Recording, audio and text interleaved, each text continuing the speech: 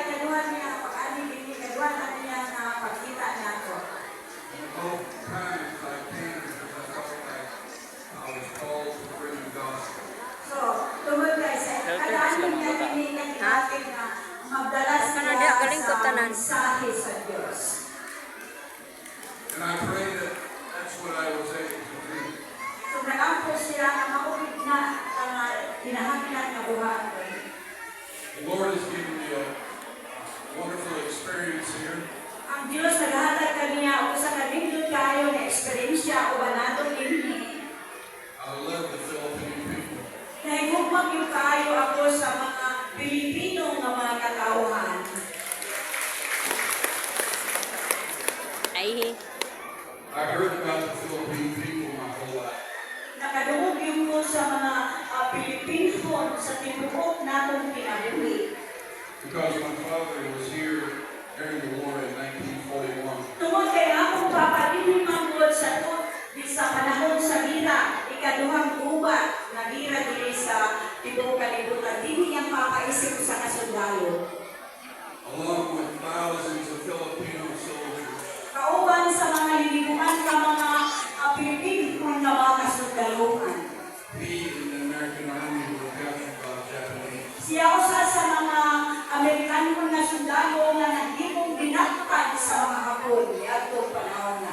He fought alongside the Filipinos.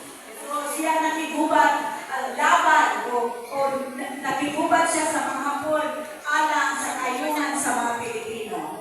And in the few stories that he would share with me, Katong iya mga istorya, iya itong ipaampin na ako. Ang iyang na istorya o iyang ginamungki na kauban sa mga sundalo mga Pilipino, iya pinangipaawin na ako. he was always very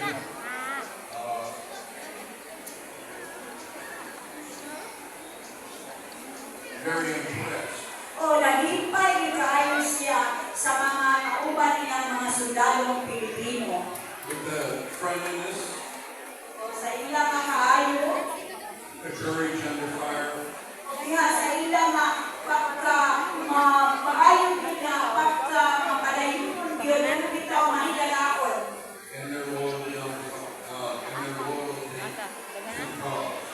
Ang ilang kaayo sila sa ilang pagkasundalo sa Pilipino. Fortunately, I got to meet you under very circumstances.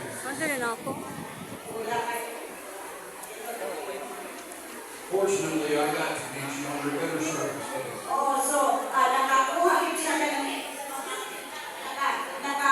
nakibalo siya na nasunod siya kinabuhi. Sunod kita ang iyang papa na istorya kabahin na to. Isip mga Pilipino kay kauban lang sa iyang ang mga Pilipinong sundalo niya itong panahon na.